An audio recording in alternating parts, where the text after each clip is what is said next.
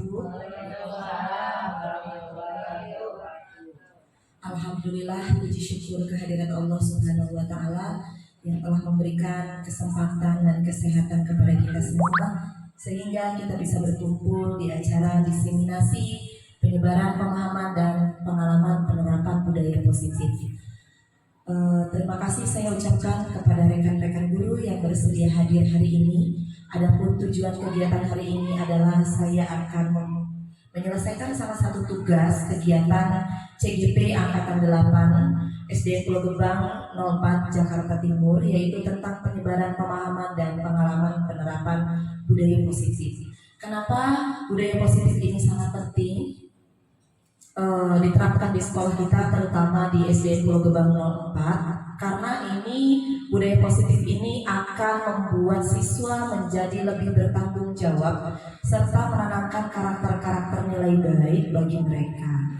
Di sini ada konsep utama budaya positif, yaitu yang pertama perubahan paradigma belajar, kemudian disiplin positif, kebutuhan dasar manusia, motivasi perilaku manusia, keyakinan kelas, segitiga restitusi, serta posisi kontrol restitusi.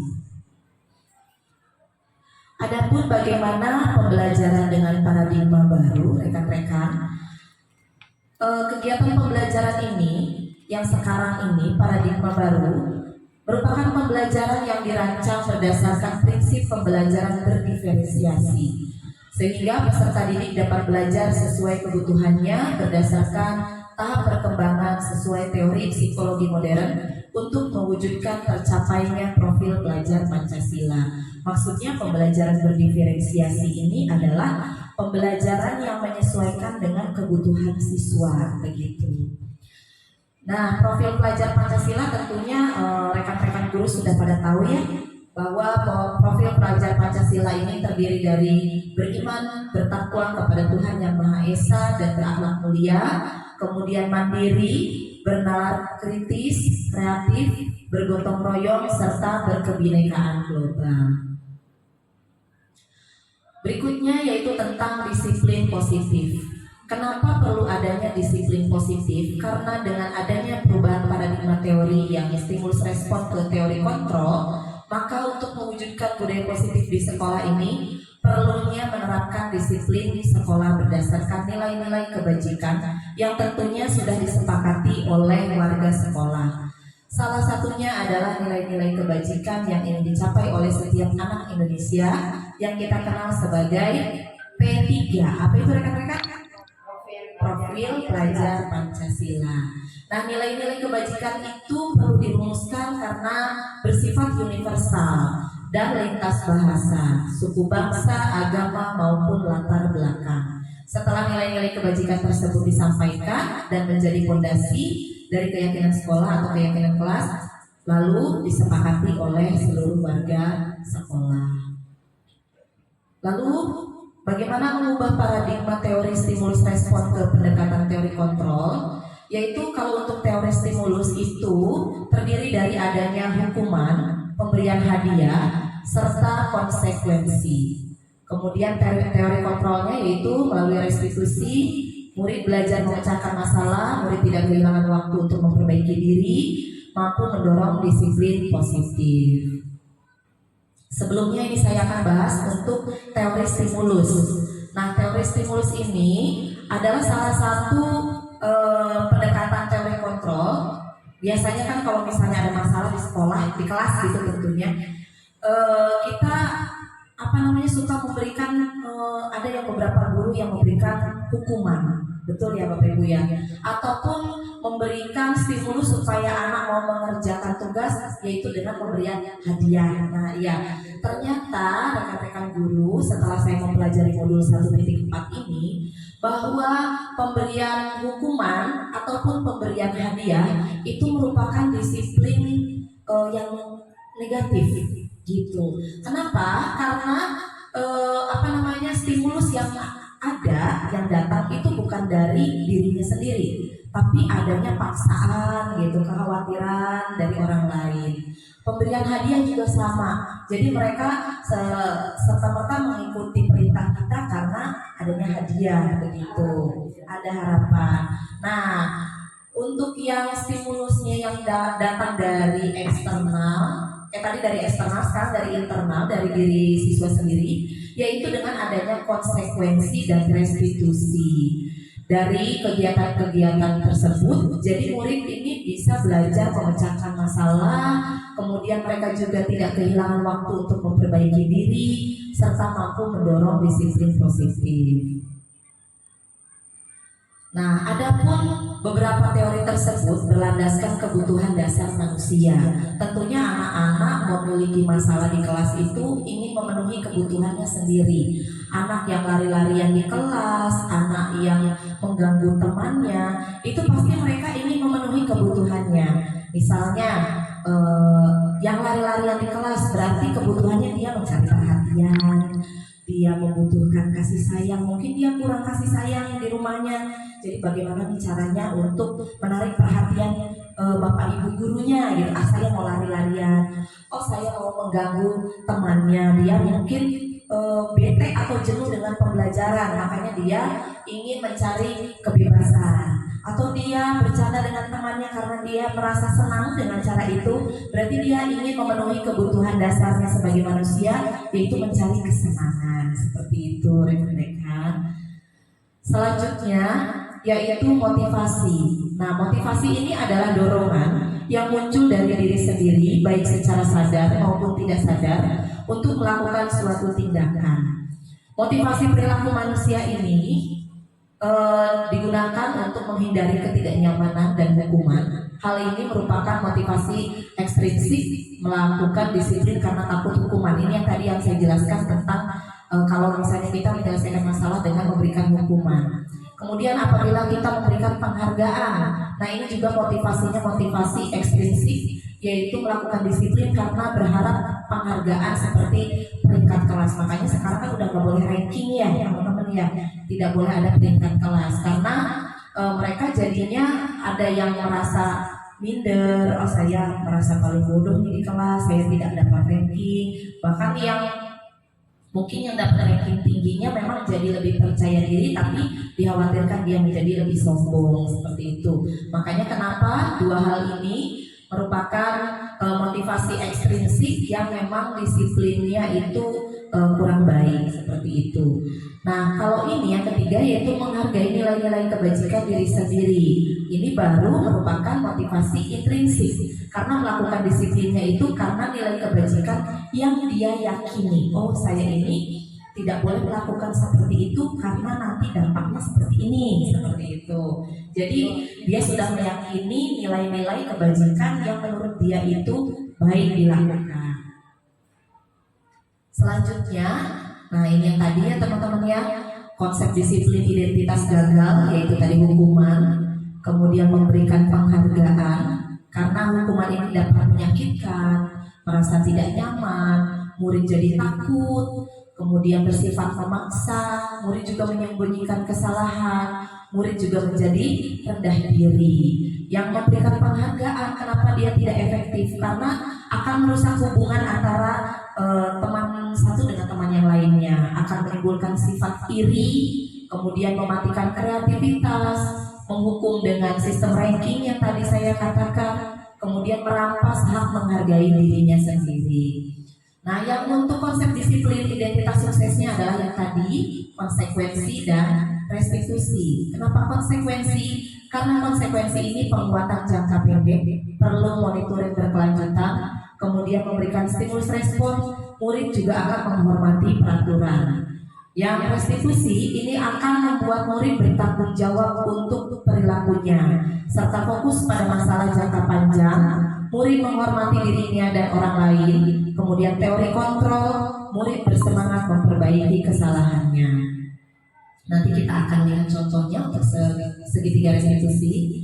Nah, ini kita akan mendalami konsep disiplin pendekatan restitusi. Restitusi ini adalah proses menciptakan kondisi bagi murid untuk memperbaiki kesalahan mereka sehingga mereka bisa kembali pada kelompok mereka dengan karakter yang lebih kuat. Ini menurut Gosen 2004. Bagaimana ciri-cirinya kita menyelesaikan masalah di kelas dengan restitusi? Jadi restitusi ini bukan menebus kesalahan, tetapi belajar dari kesalahan, kemudian memperbaiki hubungan, kemudian adanya tawaran bukan paksaan, kemudian menuntut untuk melihat ke dalam diri, mencari kebutuhan dasar yang mendasari tindakan, fokus pada karakter bukan tindakan, menguatkan dan fokus pada solusi. Contoh kasusnya seperti ini, rekan-rekan. Ada murid yang sering tidak mengerjakan tugas. Lalu perlakuan apa atau disiplin apa yang kita lakukan? Misalnya kita memberikan hukuman. Nah, guru ini menghukum murid dengan membersihkan WC. Kemudian gurunya marah, muridnya akan menjadi takut. Nah, ini tentunya tidak baik ya rekan-rekannya, karena ini bisa membuat anak menjadi merasa takut. Kemudian dia juga akan merasa kecewa. Bisa jadi nanti dia tidak lagi mau sekolah gitu. Kemudian apabila memberikan konsekuensi, ini guru memberikan konsekuensinya untuk mengerjakan tugasnya saat istirahat dan dikerjakan sebanyak 5 kali lipat. Ini sebetulnya baik atau tidak ya?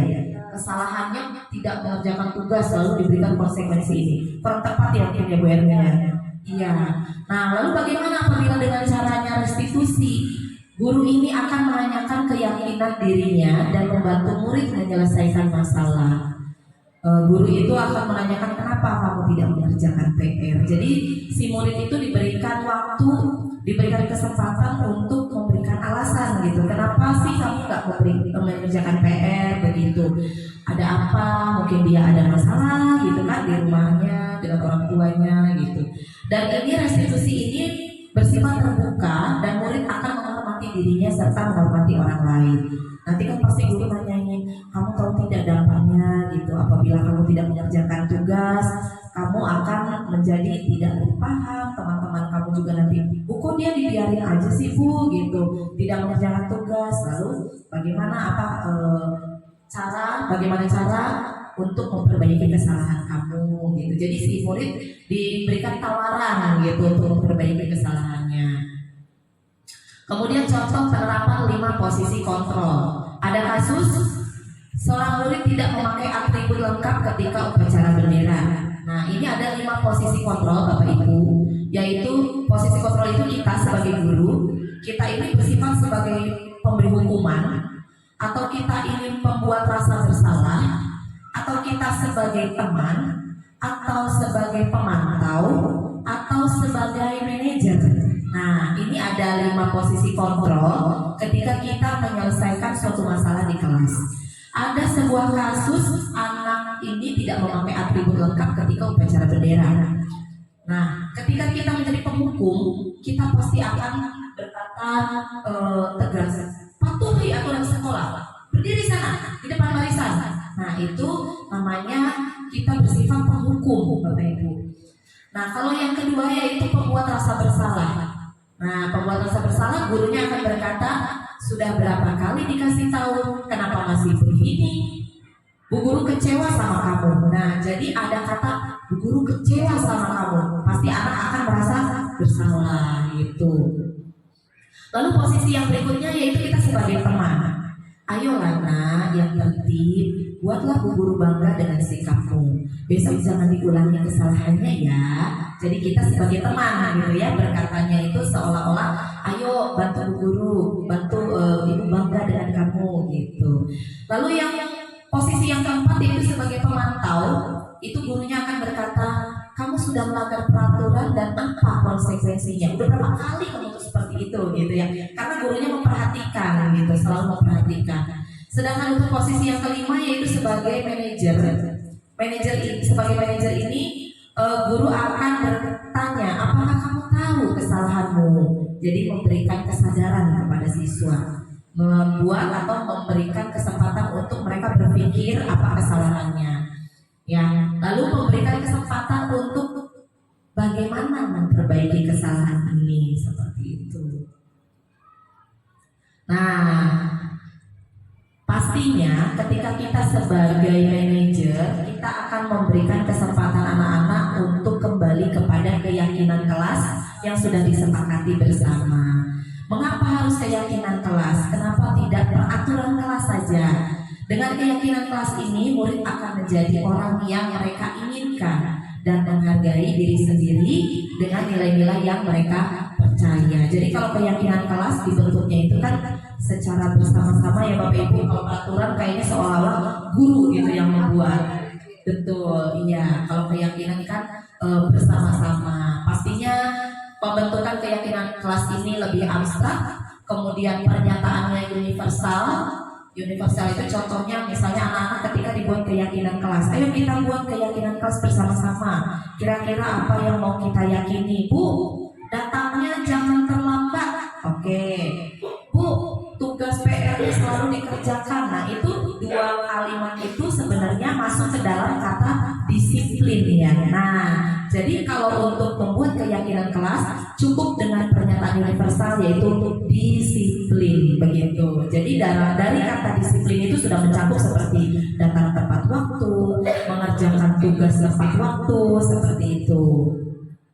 Kemudian dalam bentuk positif, jadi tadi kan jangan datang terlambat. Nah, kata jangannya itu dibuat dengan kalimat positif, yaitu dengan datang tepat waktu. Datang tepat waktu itu berarti masuknya ke dalam disiplin. Oh, oke, ya udah. Jadi buat pernyataannya universal keseluruhan, kata-kata kalimat-kalimat tersebut diubah menjadi kata disiplin. Kemudian semua warga sekolah dilibatkan dalam pembuatannya. Seperti tadi, ayo anak-anak kita buat keyakinan kelas. Kalian tulis di kertas, menurut kamu apa nih yang akan kita sepakati bersama keyakinan kelasnya? Tulis di kertas, tempel di depan gitu. Kemudian sesuai dengan kondisi kelas, ini sekolah agar mudah diterapkannya. Jadi nanti apabila keyakinan kelasnya sudah dibuat, kita sepakati bersama, lalu kita display di kelas supaya anak bisa melihat. Kemudian berikutnya yaitu, nah ini segitiga restitusi Bapak Ibu. Segitiga restitusi ini adalah salah satu cara untuk menyelesaikan masalah di kelas. Bagaimana caranya dengan segitiga restitusi ini? Ini terdiri dari 3 tahapan, yaitu tahapan menstabilitaskan identitas, yaitu kita semua akan melakukan hal terbaik yang bisa kita lakukan. Kemudian yang kedua, kita memberikan validasi tindakan yang salah. Kita tanya pastinya perilakunya mereka itu yang salah itu ada alasannya. Kemudian yang ketiga, menanyakan keyakinan. Jadi kita memiliki motivasi internal, kita kembali lagi kepada keyakinan kelas yang sudah dibuat di kelas. Nah, ini ada contoh video penerapan segitiga restitusi. Nah, ini ada seorang guru nanti akan memanggil salah satu siswanya.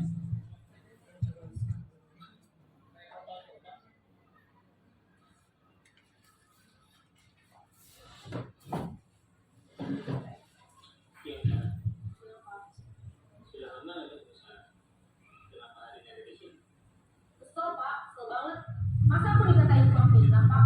Ya aku marah lah. Aku balik ngatain Eka di depan kelas. Kesel banget. Oh begitu. Ya pasti kamu marah besar.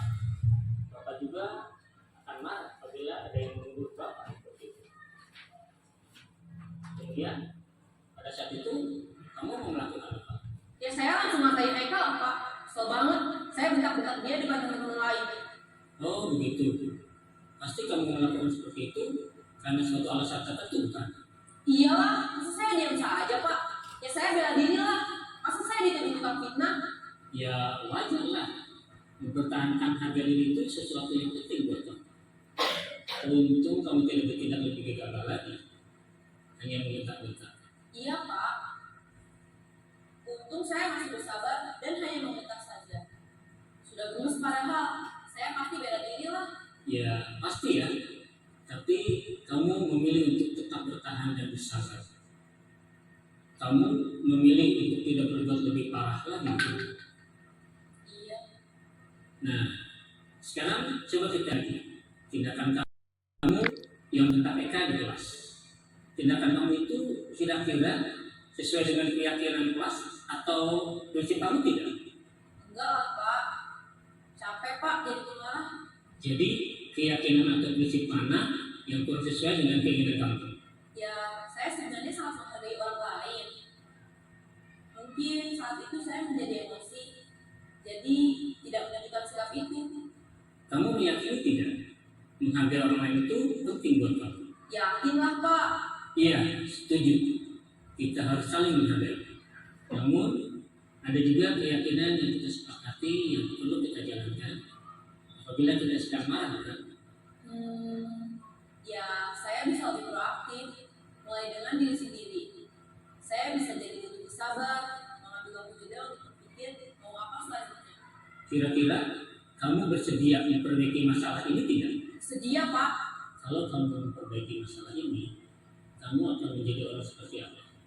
Saya akan menjadi orang yang bertanggung jawab kali ya Pak. Dan senantiasa proaktif.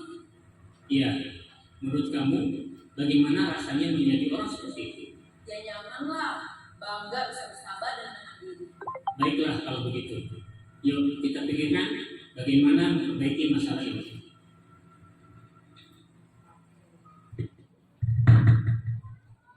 Baik, seperti itu rekan-rekan. Jadi tadi tahapan-tahapannya ada ya. Ketika validasi tindakan, kemudian yang terakhir dia menanyakan keyakinan kelas.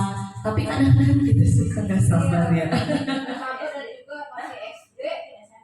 Iya, nah ini kalau untuk contoh untuk SMP ya. Tapi kalau SD juga pasti sering nih teman-teman ya mengalami itu. Bahasanya bahasa yang iya betul. Kamu kenapa seperti itu gitu? Kenapa kamu melakukan itu? Atau kenapa kamu tidak mengerjakan tugas? Ya Bu, mohon maaf, saya karena semalam bangun tidurnya kemalaman gitu membantuin ibu. Nah, kita kembalikan lagi keyakinan kelas. Ya boleh tidur, tapi kan jangan di kelas gitu, mungkin tidak baik. Masih ingat nggak keyakinan kelas kita? Ya Bu, harus memperhatikan guru kalau mengajar di kelas gitu. Nah, kira-kira apa yang akan kamu perbaiki dari kesalahan? Jadi ditawarin bagaimana caranya untuk memperbaiki kesalahannya seperti itu. Nah, ini ada lagi yang mau ditanyakan rekan-rekan, mungkin hanya itu yang bisa saya sampaikan tentang budaya-budaya positif yang patutnya kita terapkan di sekolah kita, terutama SD Pulau Gebang 04. Ada yang mau ditanyakan? Sudah cukup? Baik, sekian dan terima kasih paparan dari saya. Mohon maaf jika ada kesalahan. Terima kasih juga saya ucapkan kepada rekan-rekan guru yang sudah senantiasa hadir, berkenan hadir dalam kegiatan saya ini. Semoga amal ibadahnya dibalas oleh Allah Subhanahu wa taala. Sehat selalu. Terima kasih. Billahi taufiq wal hidayah. Wassalamualaikum warahmatullahi wabarakatuh.